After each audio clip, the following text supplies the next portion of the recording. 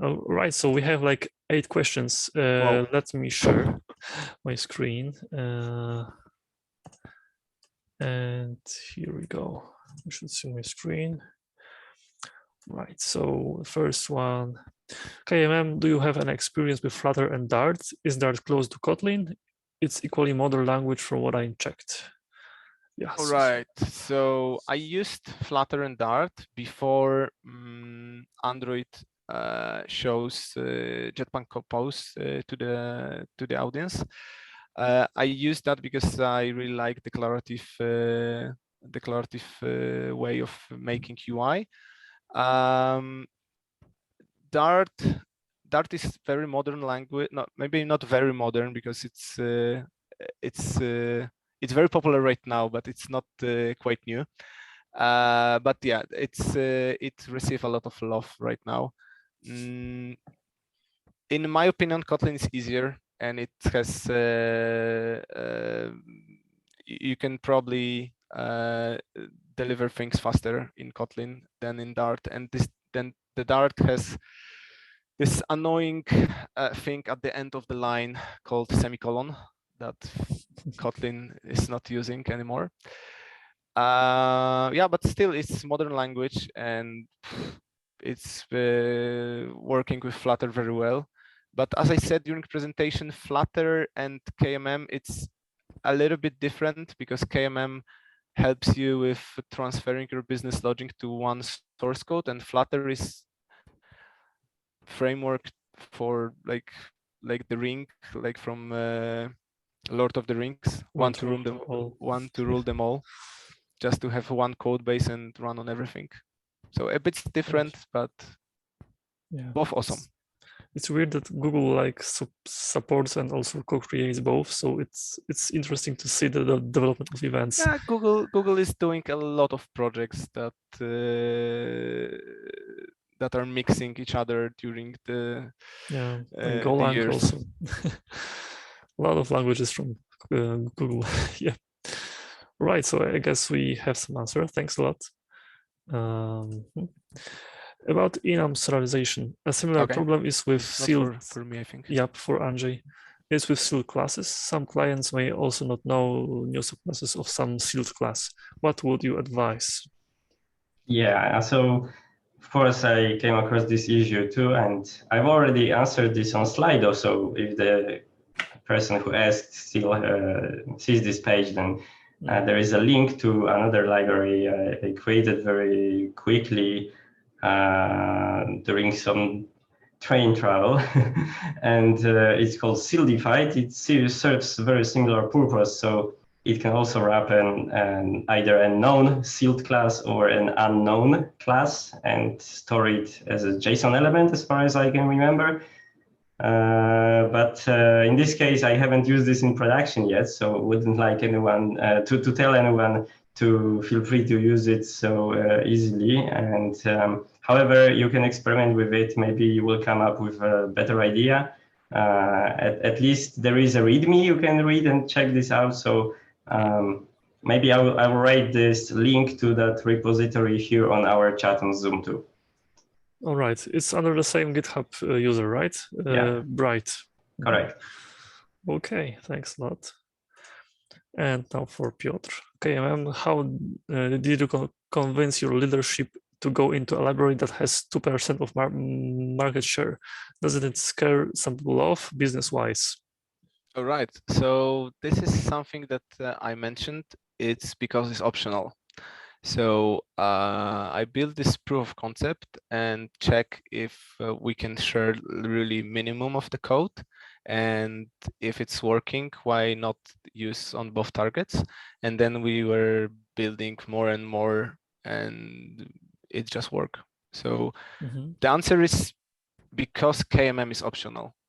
This is how I convince.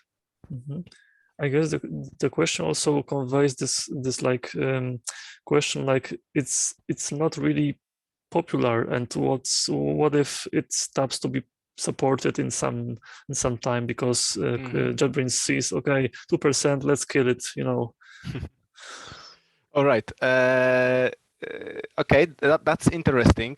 But Kotlin but this is built in Kotlin, and there was really not a lot of work to convert from Android app that is using Kotlin to iOS app that is using Kotlin to KMM that's using Kotlin. I just needed to convert those few libraries that are not supported in KMM. So there was no a lot of work. So we didn't invest like half a year to build that. So it was not a big investment for the company. As I said, it's optional. So there was no big risk. If something is not working on iOS, they can just use the previous code or build something for their own. Right. So I think it's low risk because of it's optional. And when it comes to dropping projects, I think KMM will be supported because today they announced that Compose is stable for KMP. So I think they will invest in that. Okay, that's interesting. Like to let's wait like half a year and see how this bar plot will look like. If that will hit beta, for example. Yeah, hopefully. Okay, thanks a lot. And the next one, KMM. I read somewhere that Kotlin coroutines don't work well with KMM. What are your experiences? All right, so I heard about that, but I didn't experience that. I heard that it's not working well, but I think this is something that was a case a year ago, because I saw a few articles how to deal with issue and with Kotlin coroutines. But the thing I shared with you, this suspend wrapper and flow wrapper and those publishers and things like that are working pretty well. We do not have any issues on Android or iOS Target with that. Right. So maybe this is something that is history right now. So maybe, I can't tell. I do not have any issue. So if the person who asked could share some source, it would be easier to refer and to give a better answer. Yeah, we can try to do it offline somehow, or maybe during the meeting still. Okay, thanks a lot. And next one also for Piotr. Did you make the POC also in another framework like Flutter and compare it with KMM? Okay. So we didn't do any proof of concept with Flutter. That's fine. Because it was not our case. We were discussing about Flutter, but with Flutter, we would just we probably would need to start from scratch. And with KMM, we really didn't modify a lot of code. The Android app had good clean architecture code, so I just copy a few modules and change libraries. And in terms of view, we didn't change anything. In the presentation layer, maybe some items need to be mapped to another items, things like that. But that's all. So Flutter was never a thing for us, since it was quick and easy win with KMM. We just shared business logic, and there was really not a lot of code to rewrite or delete. Okay, so it seems like Flutter is a better choice for greenfield projects, right? Where you have no code base, and here you had some already in prod, right? Your app, we have a lot of building blocks already. It was just a matter of change few.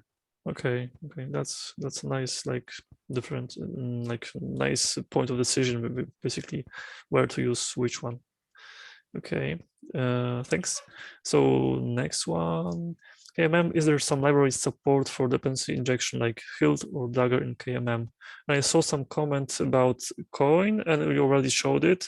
And the question was about compile time checks, because as far as I know, Coin isn't fully build time like Dagger. And it's still like that. So you need to be careful with that. It's still working like that, exactly as you said. And I saw one video, but I didn't really dig a lot into the subject, that people are using Dagger in KMM, but I really do not know how that works, since I think Dagger is Android library, not Kotlin library, not purely Kotlin. It's Android dependency. But yeah, I saw some projects using Dagger, so maybe I will try in some following months or years. But there is also Codeine that you can use. I'm sure about that. But since there are a lot of libraries and communities growing, and KMM is growing also, maybe there will be another support, like full support or for Hilt or Dagger. Cool, sure. Okay. We'll see. Yeah. Thanks a lot. And another one for Piotr. You said we can use Room. If you hide it in the platform specific module, you could use it, but I guess you wanted a common code for the DB layer. Yes, exactly. Okay. Short yes, exactly. and to the point.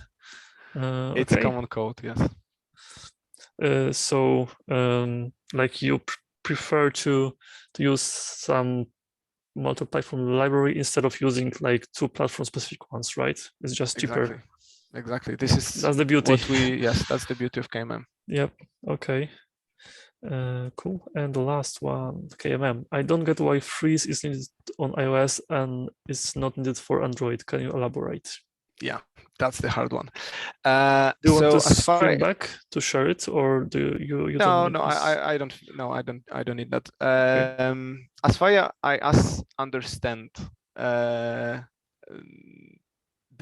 freeze and why iOS needs that is connected with those issues with coroutines and concurrent code on iOS. We need freeze to be ensured that other threads are not trying to edit the thing that we already run, and this is something specific for native iOS. I can't tell you like exactly, but things on native iOS are mutable by default, so we need to immute those on runtime. But how it works underneath, there is a lot of articles and documentation about that. So to me, it seems a bit like unsafe because it's easy to forget about this. And unless you don't know about this freeze, you can make your codes like not safe on iOS. That's my take on this. Yeah. Okay. There's some message on. Let me take a look at the chat. Freeze shouldn't be necessary with the new memory model. Okay. Right. Maybe it will not be used. Sure. All right. That's cool. Yep. So I guess that's as far as we can go for now. Thanks a lot. So there are no more questions. Let me unshare and check the chat. Let's wait like 5 more minutes for any more questions that you may have. So guys, thanks a lot for joining. I truly hope that we'll have this chance to like meet live and present live, but I guess it wasn't that bad today. We had like a nice audience, active audience with questions that brought this notion of like interaction, so that wasn't bad.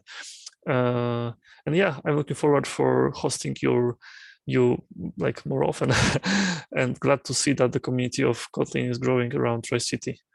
We were starting pretty like low numbers, but now we have like 50 Kotliners in our meetup group, so that's not really bad. And thanks Piotr for joining forces, because Piotr is also a leader of Google developer group in Tri-City, right? Co-organizer. To be precise. Okay, so I'm hoping to like to pair with you more often. Sure. Yeah. Okay. Thanks for having me. And Natalia. Yep, for the one in person. Let's see. The next one, the next meeting should be in about 3 months. So let's like please stay tuned. I will let you know. Hopefully, I won't have to convert this meeting from in person to online in just 1 week, because it happened. Sorry, it wasn't our decision. It was some independent, like some rules that we had to obey. Still, okay. So thanks a lot. And the recording will appear on our YouTube channel in about 2 to 3 days. And feel free to comment under these videos. Maybe we can ask our speakers if you didn't manage to ask any question today. Right, so have a nice evening and see you. Bye. Bye-bye.